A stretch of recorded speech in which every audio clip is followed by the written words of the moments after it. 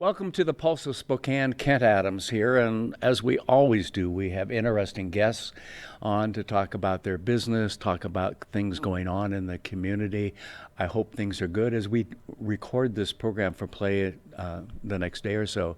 There's a lot of smoke outside, but we've been really pretty fortunate this year that we haven't had a lot of the traditional wildfires and so forth that have sometimes inundated us where you can't see across the street with the smoke. So let's hope things get better, and most importantly, hats off to all of our first responders out there that are keeping us safe. I'm pleased today to have Robin Benneman. Very good. Was I close? Very good. No, that's it. I did it. You nailed it. All right, once this year is pretty good then. From Crimson Rook. Crimson Rook, yes. Yeah. What is Crimson Rook? Crimson Rook is a business and advisory practice Okay. that I started in Connecticut Oh. and moved back to Spokane 2 or 3 years ago. Oh. Well, we'll talk about why you moved it back to Spokane and why you went there in the first place. Oh, okay. We'll talk with Robin right after this.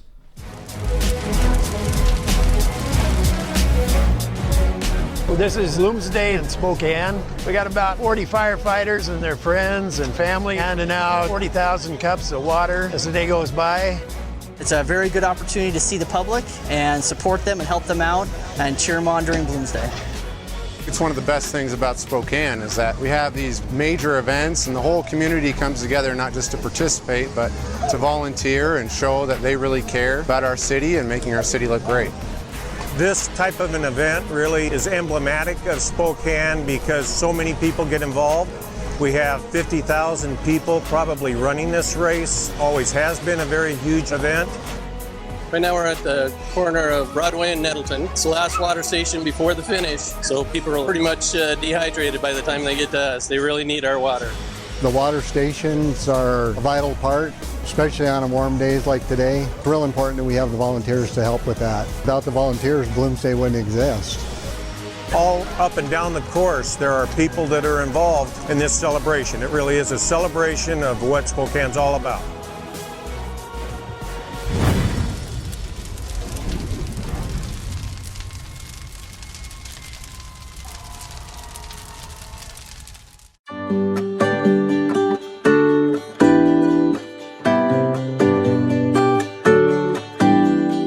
Welcome to Apex Plaza, Spokane's one-stop cannabis destination. Apex Cannabis features thousands of economy, value, and luxury cannabis products.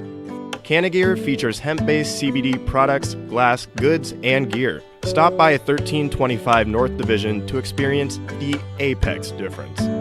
This product has intoxicating effects and may be habit-forming. Marijuana can impair concentration, coordination, and judgment. Do not operate a vehicle or machinery under the influence of this drug. There may be health risk associated with the consumption of this product. For use only by adults 21 and older. Keep out of the reach of children.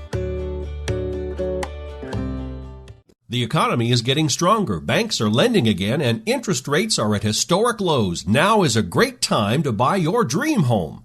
The caring and knowledgeable professionals at Homes for You have been helping people just like you for over 20 years. They take the time to listen to what you want and will help you find just the right home in Washington or Idaho. Real estate is what we do at Homes for You, 928-5782, or visit online at homes4uspokane.com. Well, welcome back. And Robin, Yes. you get to do kind of like what I get to do, and that is to talk with a lot of business people and enjoy their company and helping them move forward, right? Right. Absolutely. Yeah. Okay. So you went back east somewhere. I can't remember where you said. Connecticut. Connecticut. Oh, I'm sorry for you. Yeah, me too. Yeah. And then started a company. Yes. And then you brought it to Spokane, Washington, right? Yes, Yeah. yes. Yeah. Why start it there instead of here? Well, so my journey actually started in Vermont. Oh, okay. So I grew up in a small town in a large family in Vermont. Okay. Got a philosophy degree. Okay. 'cause that's what you do. Yeah. Started a manufacturing company because Really? that's what you do with a philosophy degree. Well, of right? course. Exactly. It's a natural. It's either that or teach it. Exactly. Okay. Yeah, and I wasn't going down that path. So I started this manufacturing company, ran it for 10 years, sold it, Okay. had never taken a business class. Oh, really? So I went to MIT, Okay. got my master's. I hear they're pretty good. They're pretty good. Yeah. Yeah, they're really pretty good. A lot of numbers. Yeah. A lot of numbers. equations that really do take up all those boards. Really? Yeah. And are used daily by all of us. Oh, yeah, yeah. Now I remember why I needed algebra. And then I moved to the Silicon Valley Yeah. Oh, okay. Yes. because that's the next logical step. Of course. Yeah. Of course. Why I'm a not? Southern California boy. Oh. 40 years ago. So you people in the North were just kind of weird. Yeah, weirder than you on the South? Yeah. No, come on. So I got into tech, and I Okay. spent about 15 years as an executive in tech companies. You're not old enough for all of this. Yeah, I've been very busy. Yeah. Been very no busy. kidding. And built companies with other people's money. Oh. And then I did what you do when you're a single mom and your kid goes to college, Oh, Lord. Match.com, Yeah. almost 20 years ago. Really. And I met this wonderful man, and he got a job here in Spokane. Oh. So that's how I got to Spokane the first time. Ah, okay. So he was an on-air guy at Q6, Oh, and his son was playing football at Wazoo. okay. And we had 3 or 4 wonderful years in Spokane. Yes. And then he got a job in Connecticut. Oh, okay. So I flew him to Connecticut Yeah. and started Crimson Rook. Well, good for you. And Crimson Rook was the company that was going to help the companies like mine when I was a young entrepreneur. Okay.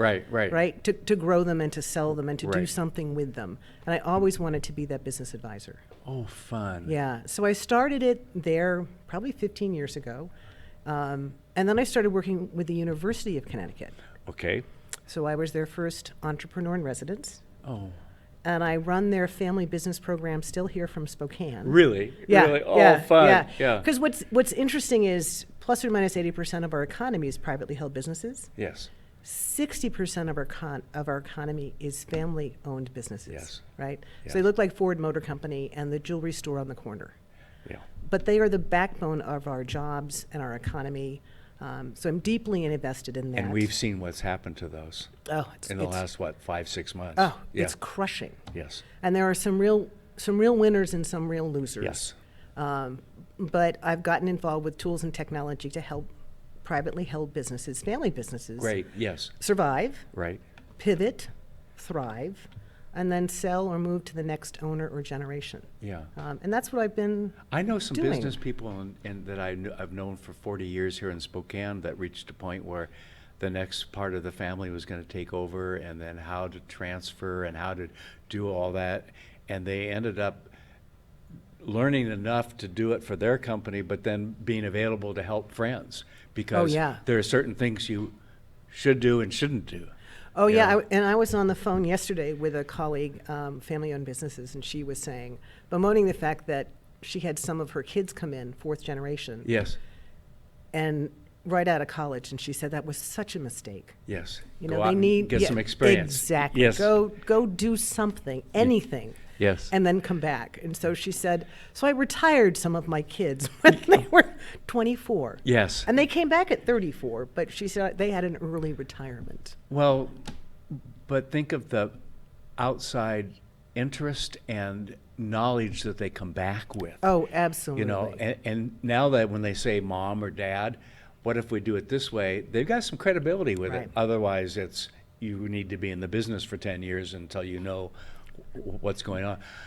I was told years ago that it's not all the cases, but often the 3rd generation that has the hardest challenge of continuing with the company. Have you seen some of that? Yeah, there is some of that. And some of it's because the early folks were very you get started. Yes, yes. You know, you're entrepreneurial and I've got a crazy idea. Yeah. And as you get older and maybe you don't go leave, maybe you don't have any other hobbies Yes. except this business. Mm-hmm. And you're not necessarily as entrepreneurial as you wanted to be or you were originally. Mm-hmm. So there's a whole series of reasons why 3rd generations have a hard time. Some of it's you've got a huge family now and everyone's involved. Yes, yes. Yeah. And there's just It's not no enough. longer the one son or daughter or 2 or whatever. You're Right. dealing with Yeah, multiples. Some of the interesting research on family businesses is they are more, they have stronger balance sheets. Oh, really? And so some of that is they've been stewards of their assets. Yes.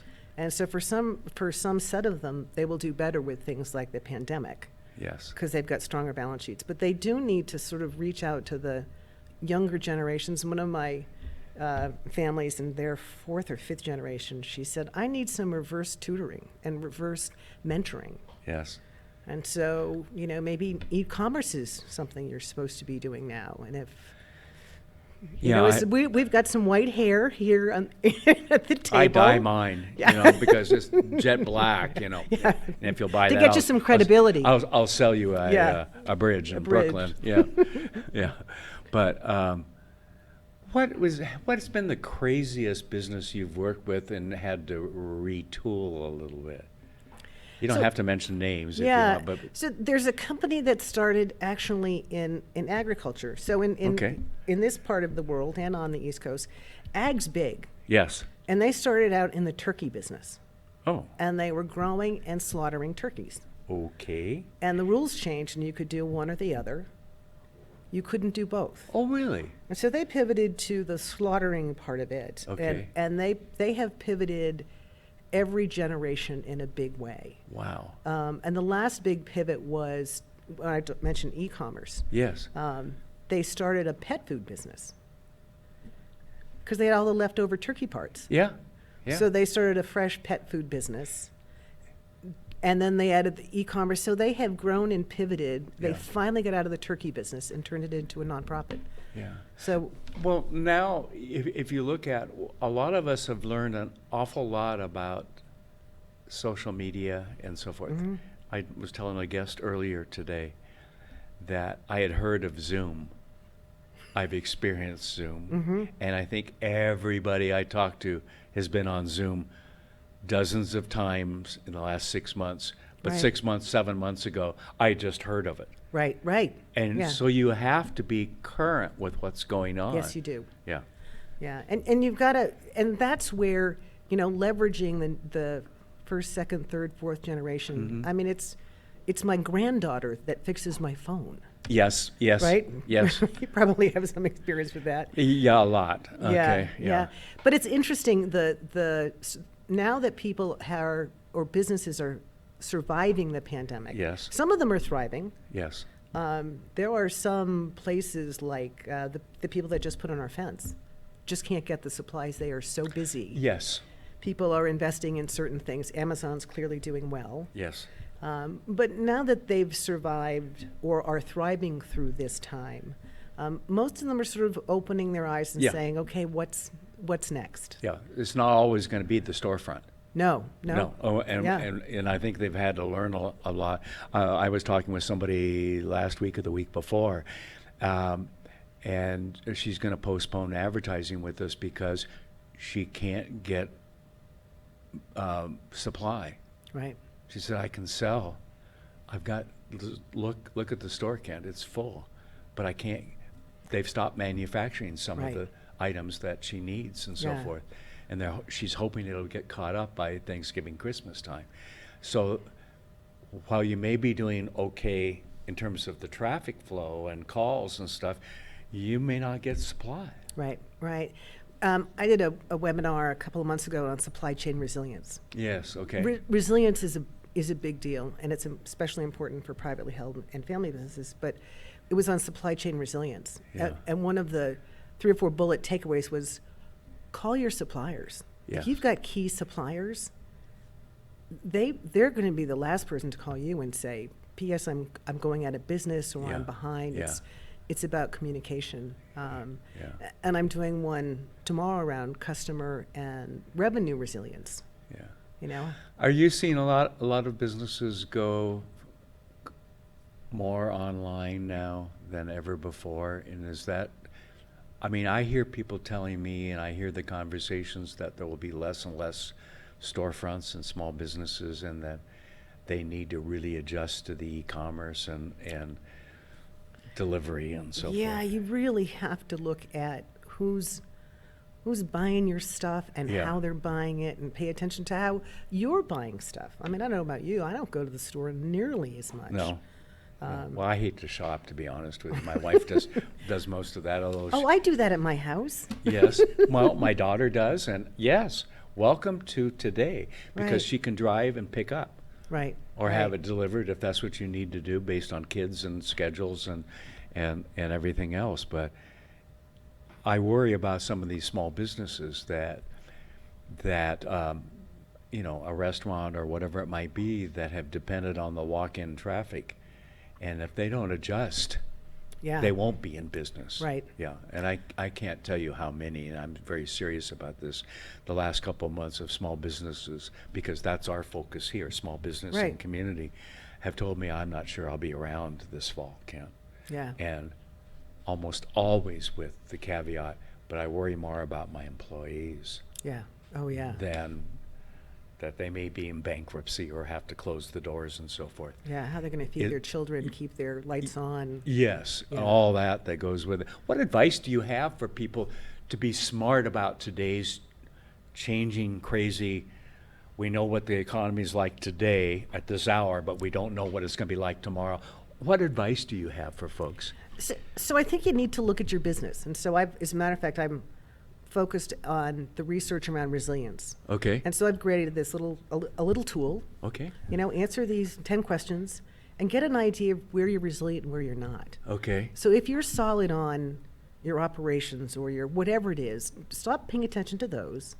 Pay attention to your weaknesses okay. and figure out what they are and figure out who's buying your goods or services. And how to overcome it. And how they're buying them. And Yes. you're probably going to have to pivot.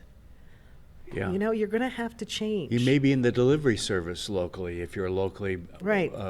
owned business and most of your customers come from local. That maybe you have to deliver your donuts or Right. whatever it might be. Right. Look at who's buying it, how they're buying it, Yeah. who else is doing what. I mean, it's a big world. And I also think privately held businesses are pretty good at networking, to your point. Yes, yes. Calling someone and saying, what are you doing and how are you Yeah. getting through? Here in Spokane, the Small Business Development Center, which is part of the SBA, Right. has got wonderful resources. Yeah. What I found in Connecticut and what I'm finding here is there's a wealth of resources. And we're just not used to lifting our head up as business owners and Yeah. saying, who can help me? What's my problem and who can help me? But what I found in living in this town, even though we're a city and county and all of that, it's still a town. Because if I need your advice, I may not know how to get a hold of you, Right. but I know somebody that knows you. Right. Okay? Right.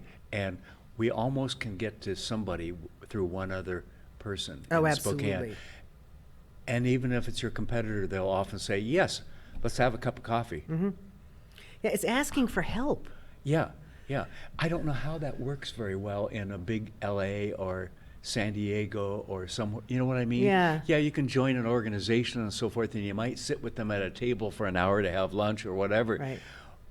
But here you can make I can make a couple calls and get to almost anybody. Right. Right. Okay. Yeah, it's the same thing in Connecticut. Yeah. By the way, it's the same thing in the Silicon Valley. Yes. As many people as there are, that tech network. Yes, they're all willing to Yeah. answer the phone Yeah, and help. and someone will or help. the text message today. You know. Exactly. Or I'll leave you a Zoom call message. I know. I remember when email first came out and I had someone working for me. I was helping nonprofits raise money and so forth, and I hate to write grants, okay? Yeah. Okay, so I hired someone to do that.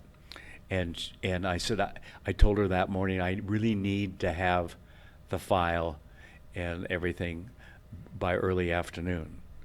And it was snowing. She lives on the South Hill. To come downtown is where it was. And she said, okay, I'll pack up the kids, blah, blah, and come down. I said, you can email it. And literally, I don't think she had ever done that before. Right. But the technology allows us to do those kinds of things. Right. And we can search people in the same business and so forth and reach out. And I've never been denied access to somebody that if I have a question or Right. whatever. I think especially now, I can't Yes. believe how much more open Yes. people are to have a conversation or a Zoom call. Yes. From people they don't even know. Right. I think we're all sort of leaning in and Yeah. figuring out everyone's having trouble. Yeah. We did a lot of remote things, and the thing I set up at the very beginning was, this is going to be fun and different, because I hosted my shows from my little home office, and so did our other hosts, and everybody we talked to was Right. on their on their systems at home and so forth. I warned everybody, well, this will be interesting for the next 2 or 3 weeks, which of course became 2 or 3 months, 2 months. But I said, I wonder how many cats, little kids we'll see in the background. None. We had one child that entered it but wouldn't go in front where the camera was. Right. But no cat, and I'm looking online and you see it all the time, but I'm thinking I missed out on the cat or the dog in the background, and no spouse walking through the background naked from the shower to the, Okay, I guess we were too serious. So I'll have to invite you to the Zoom call I'm on. I'm with the Family Business Alliance, which is yes. the 60 family business programs in universities around the country in North fun. America. And we've got cats. Oh, yes. We've got some gal who looks like she's in a cabin in Maine. Looks like she's in an unfinished ad. I mean, they're crazy. And we've got the kids and the dogs and the cats. But that just adds to it. Oh, That yeah, makes I think it so. fun. It's interesting to see how people live. Yes. How can people get in touch with you to learn more about what services you might help them with? So I'm at Crimson Rook, Crimson the color, Rook the chess piece.com. Okay. And if you look up Crimson Rook, you can find me there. Okay. I'm also at the University of Connecticut School of Business. Oh, yes, way back back east, there. yeah. But it's so funny. The resources are still so relevant. Yeah. And it's an easier commute from my across the living room and dining room into my office than flying to Connecticut. No kidding. But Crimson Rook And is the today, easiest way. more people are accepting the Oh, fact yes. that you're not sitting across the table from Right, them. Yeah, right. and I think that's going to be the way. Right. Yeah. Yeah. Thank you. Thank you so much for having me. This Yeah. has been lovely. I've enjoyed talking with you. Well, nice to see people out helping other people, and that's what you're doing. Yeah. Oh, absolutely. Every day. Yeah, good. Well, thanks for watching The Pulse of Spokane. You have a good day. Thanks for watching. Ask the host a question, recommend a guest, or check out any of our other programs on Facebook, YouTube, Twitter, Apple Podcasts, Spotify, or SpokaneTalksMedia.com. Sponsored by Local 29 Firefighters Union, Well Dressed Walrus, and Homes for You.